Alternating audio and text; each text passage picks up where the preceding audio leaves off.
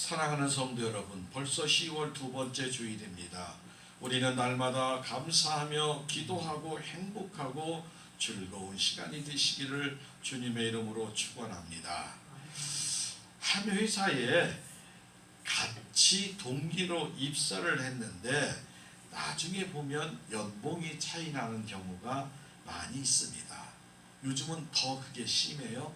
자기랑 똑같이 입사했는데 옆 사람이 나오고 봉급이 얼마 나왔는지 잘 모르는 경우가 회사에 따라서 있다고 합니다. 그 이유를 조사했더니 관계성에 따라서 그렇다. 관계. 우리가 인간과 인간 간의 관계성에 따라서 다른 사람과 관계를 잘 맺는 사람은 그렇지 못한 직원에 비해서 평균 33%의 연봉이 높았다고 합니다. 직장에서 직원들을 해직시키는 경우에도 미국의 하버드 대학교 연구 결과에 살펴보면 회사에서 일을 못해서 자르는 직원보다는 사람들 간의 관계가 문제가 있어서 자르는 직원의 수가 2배나 더 많았다는 거예요. 그러니까 일을 좀 못한다고 회사가 자르는 것도 아니고 다른 사람과 관계가 그러니까 이 관계는 동료 간의 관계도 있고 상급자의 관계도 있고 또 하급자에 대한 관계도 있습니다. 그래서 이 관계라는 것은 우리가 먼저 다가가고 먼저 칭찬하고 웃어야 될 줄로 믿습니다. 그래야 내게 똑같이 웃음으로 다가가는데 화를 내고 그럴 사람은 없는 것이지요. 모든 성도는 하나님의 사랑으로 구원받은 하나님의 자녀가 맞습니다. 예수님을 통한 선물로 구원을 받았습니다. 모든 성도는 하나님께 속해 있고 성도는 하나님께만 순종하고 충성하는 하나님의 자녀로 성장해야 합니다. 오직 기쁨으로 하나님께만 충성하여 하나님의 상을 받는 귀하고 복된 성도가 되시기를 축원합니다. 사랑하는 성도 여러분, 우리는 하나님께서 창조하신 영과 육을 가진 성도입니다.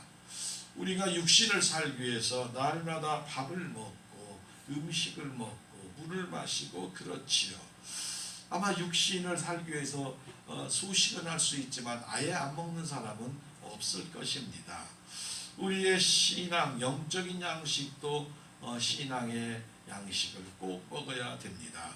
육신의 양식을 무시하거나 소홀히할 수 없는 것처럼 영혼의 양식인 말씀과 기도가 늘 함께 병행되어야 할 줄로 믿습니다.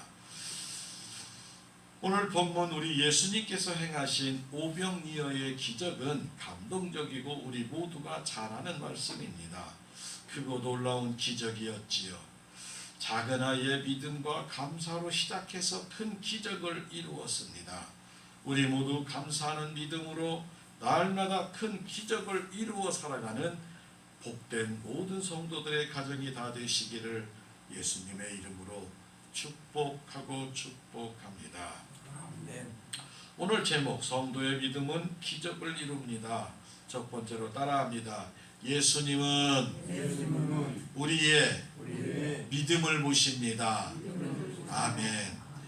예수님은 우리의 믿음을 보시는구나. 제자 중 하나 그 시몬 베드로의 형제 안드레가 예수께 여짜오되라고 말합니다. 사랑하는 성도 여러분, 유대인의 최대 절기인 유월절을 앞두고 군중의 생명의 떡에 대한 교훈을 주고 계십니다. 수많은 군중과는 달리 냉정하고 침착하게 예수님은 말씀을 선포했지요. 군중이 많이 모였습니다. 육신의 떡으로 먹이기 전에 곁에 있는 제자 빌립에게 개인의 신앙을 성장시키려기 위해서 시험하여 보았습니다. 그러니까 빌립은 어떻게 생각하는가? 우리 제자 빌립의 좀 신앙을 좀 높이 좀 바르게 세우기 위해서 시작을 해봤지요. 제자들의 신앙의 연단과 유익을 위해서 시험합니다. 이렇게 이 사람들에게 먹이려면 얼마의 떡이 필요하느냐? 빌립은 수학적이고 사무적인 계산이라 예수님 200데나리온의 떡도 부족할 것 같습니다. 200데나리온. 많은 군중의 식사를 해결하려면 돈이 없어서 불가능하다고 먼저 말을 합니다. 현실에 직시하는 모습이지요. 이런 상황에 안드레라는 제자가 있었습니다. 성경은 제자 중 하나인 시몬 베드로의 형제, 그러니까 베드로의 동생인 안드레라고 말합니다. 이 안드레는 한마디로 믿음의 사람입니다. 안 될 줄 당연히 자기도 알았겠지요. 그럼에도 불구하고 예수님께 한 아이를 데리고 왔습니다. 예수님, 이 어린아이의 작은 도시락을 주님께 바칩니다. 이 아이는 자기가 먹을 것을 예수님께 내어놓았지요. 이 어린아이의 도시락의 믿음으로 예수님께 가져왔습니다. 안드레의 믿음의 결과로 남자만 5,000명을 먹이고, 그러니까 어린아이와 여자까지 포함하면 적어도 한 2만 명 이상 되는 사람을 먹였던 것입니다. 먹이고도 12광주리의 떡이 남는 역사를 일으켰습니다. 이처럼 예수님을 믿고 믿음으로 헌신하는 사람은 자격이나 인물이나 지식이나 배경이 중요한 것이 아니라 주님께 나아가면 쓰임을 받을 줄로 믿습니다. 우리 모두 굳센 믿음을 가진 안드레의 모습을 본받아 날마다 주님 앞에 나아가시기를 예수님의 이름으로 축원합니다. 서양 속담에 단단한 쇠는 두드려서 만든다라는 말이 있어요. 그러니까 쇠를 단단하게 만들려면 많이 두드려야 된다는 이야기입니다. 우리가 인생을 살다 보면 하나님이 우리의 삶을 송두리째 두드리고 흔들릴 때가 있습니다. 지금 그냥 놔둬도 하나님 지치고 몸이 아프고 피곤하고 그렇습니다. 그런데도 하나님은 마구 흔들고 두드리시는 경향이 있습니다. 어떤 경우는 왜 나만 두드리십니까? 라고 저항하고, 왜 나를 이처럼 하나님 힘들게 하십니까?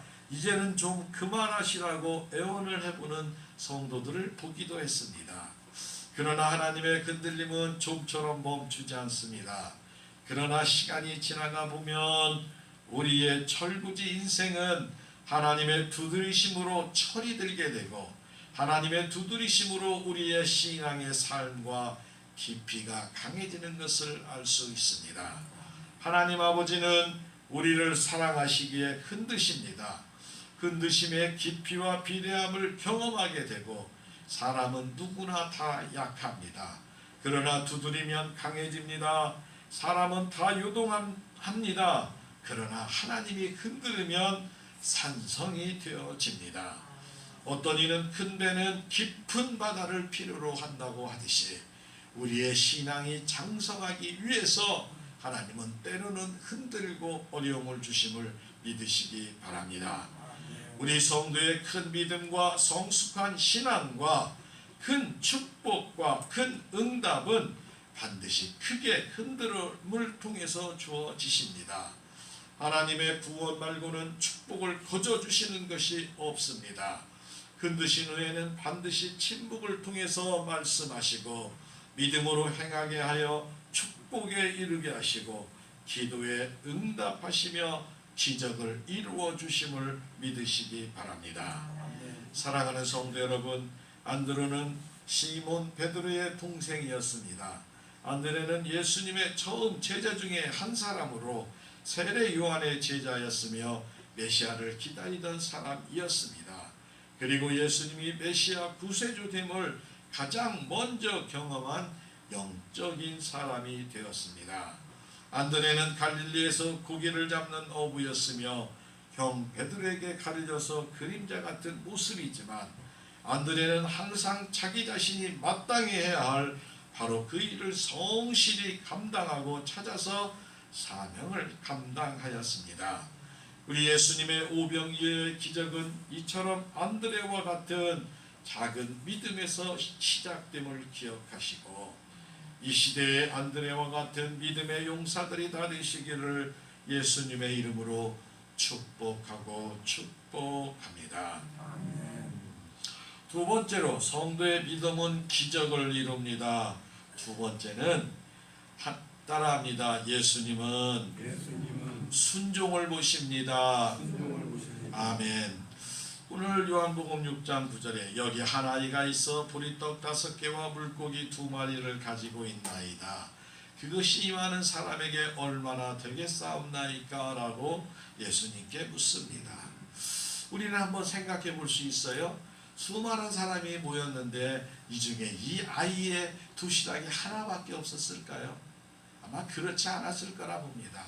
많은 사람들이 또 철저한 사람들은 자기 먹을 것을 다 챙겨서 이미 한쪽에서 먹어가며 예수님의 말씀을 들었을 것이라고 내다볼 수 있습니다.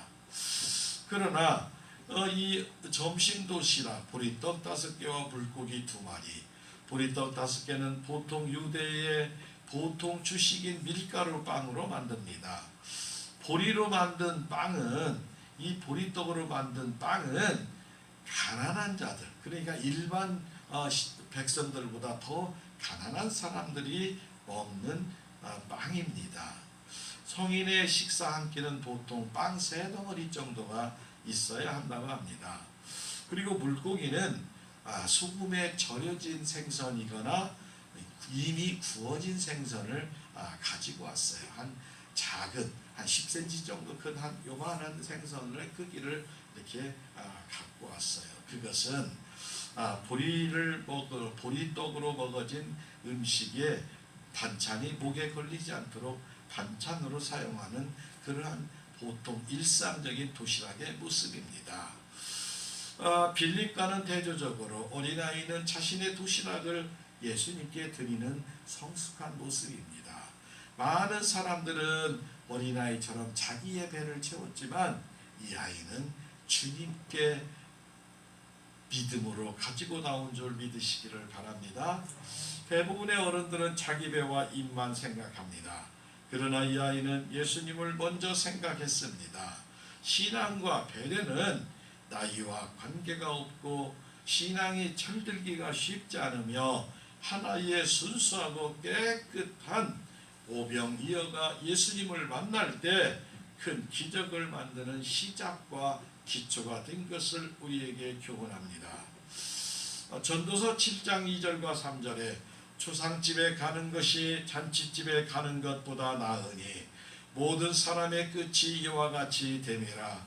산자는 이것을 그의 마음에 둘지어다. 슬픔이 웃음보다 나음은 얼굴이 근심하는 것이 마음에 유익하기 때문이라고 말씀합니다. 우리는 모두 죽을 수밖에 없는 존재인 것을 기억하라고 말합니다. 우리가 가까운 사람의 부고를 받으면, 초상집에 가게 되면 왠지 마음이 숙연해지고 우리의 인생도 그리 길지 않다는 것을 깨닫게 합니다. 그러나 혼인 예배를 드리며 장례 예배를 드릴 때 분위기는 확실히 다릅니다. 동일하게 복음을 전하지만 결혼식에 참석한 하객들은 복음을 귀다 놓아 듣지 않습니다. 그러나 장례식장에 온 조문객들은 말씀을 듣고 예수님을 영접하는 경우가 많이 있습니다. 이것은 죽음이 끝이 아니라 죽음 뒤에 영원한 세상이 있다는 것을 깨닫는 것을 알아야 합니다. 목회 중에 많은 사람의 죽음의 순간을 함께할 때가 있었습니다. 믿음의 성도의 죽음의 순간도 평안하게 맞이하고 시신의 모습도 다른 것을 여러 번 보았습니다.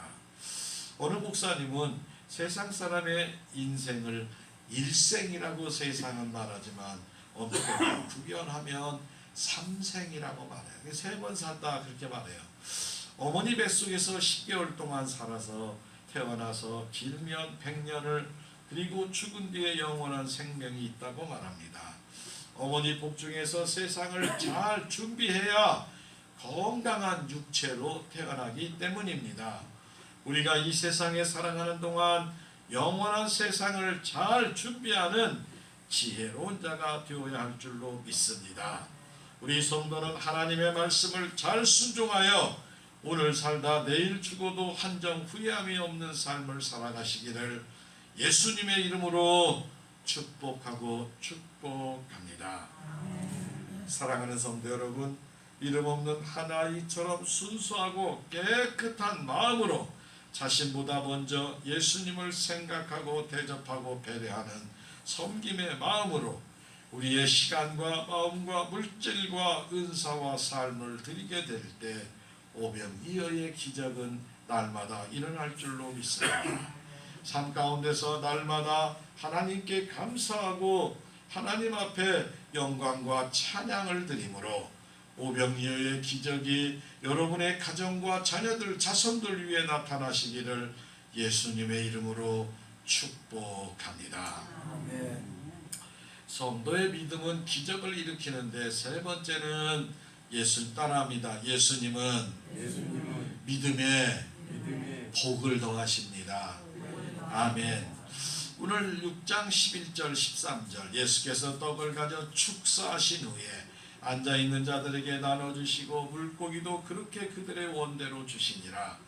그들이 배부른 후에 예수께서 제자들에게 이르시되 남은 조각을 거두고 버리는 것이 없게 하라 하시므로 이에 거두니 보리떡 5개로 먹고 남은 조각이 12바구니에 쳤다고 말합니다. 사랑하는 성도 여러분, 예수님은 축사하시기 전에 질서를 유지하셨습니다.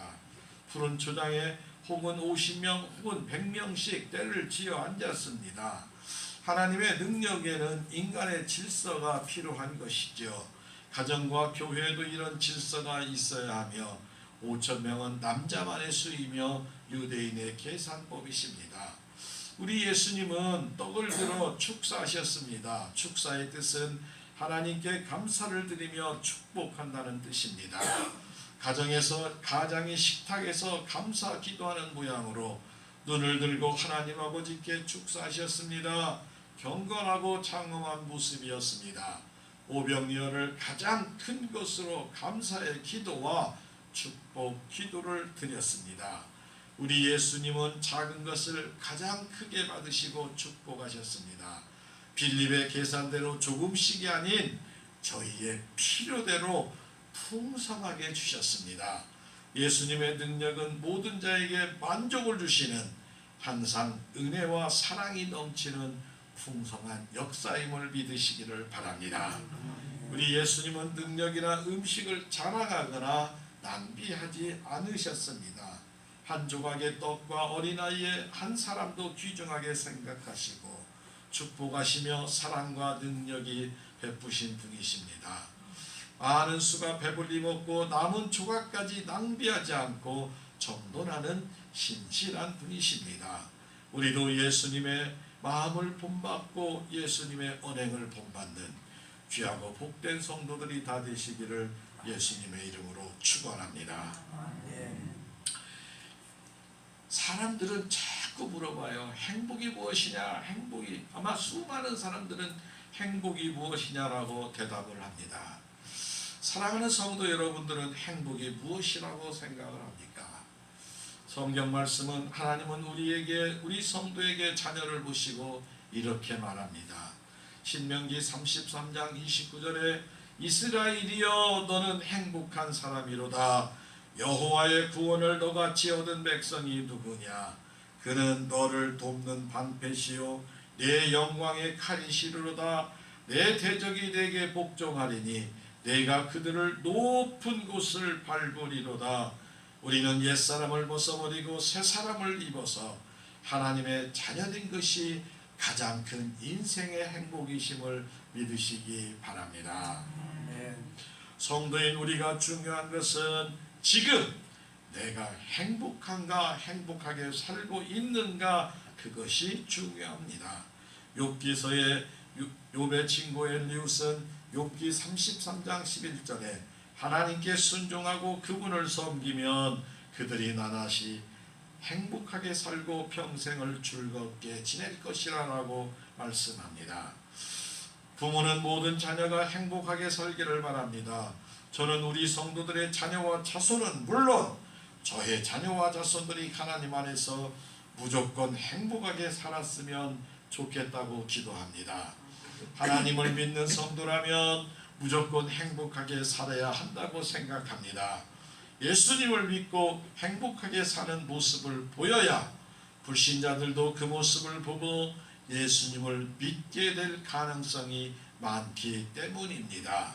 그래서 성도와 성도의 가정은 행복하게 사는 것이 최고의 전도가 되는 것입니다. 돈과 명예와 권력이 없어도 행복한 사람이 많습니다. 다윗 왕은 시편 16편 2절에 하나님은 나의 주님, 주님밖에 나의 행복이 없다라고 고백을 합니다. 그렇습니다. 행복의 근원은 하나님이시기 때문이고 하나님을 나의 주님으로 모시고 사는 사람은 날마다 행복할 수밖에 없습니다. 우리가 예수님을 믿는 것은 내 안에 행복이라는 보석을 받아들이는 것이고 그것은 돈이나 재물보다 훨씬 더 귀한 것이어서 잘 사용하기만 하면 그 사람을 보석으로 만들어 줍니다. 우리 모든 성도는 보석같은 귀한 삶, 행복한 삶을 살아야 합니다. 날마다 감사와 행복이 넘치시기를 예수님의 이름으로 축복합니다. 사랑하는 성도 여러분, 10월 두 번째 주일입니다. 우리는 가족과 이웃을 존중하고 배려하고 섬기고 사랑하고 화목하고 기도하여 우리의 마음과 가정과 교회가 천국이 되게 합시다. 우리는 안드레와 같이 우리가 비록 보리떡과 물고기 같은 작은 인생이지만 범사에 감사함으로 살아가는 예수님께서 축사만 하시면 오병이어의 기적이 일어나게 될 줄을 믿으며 이 기적을 날마다 체험하며 천국의 삶을 살아가시기를 바랍니다. 하나님의 놀라우신 사랑과 축복을 나누며 살아가는 하나님 아버지의 명품 인생이 되시기를 예수님 안에서 일평생 기쁨과 행복하게 살아가는 귀한 성도들과 자녀와 자손들이 다 되시기를 예수님의 이름으로 축복하고 축복합니다. 하나님의 기쁨이 됩시다. 우리 세 번 인사합니다. 하나님의 기쁨이 됩시다. 하나님의 기쁨이 됩시다. 하나님의 기쁨이 됩시다. 아멘. 한 주간 오늘 우리에게 주신 말씀을 붙들고 날마다 승리하시기 바랍니다.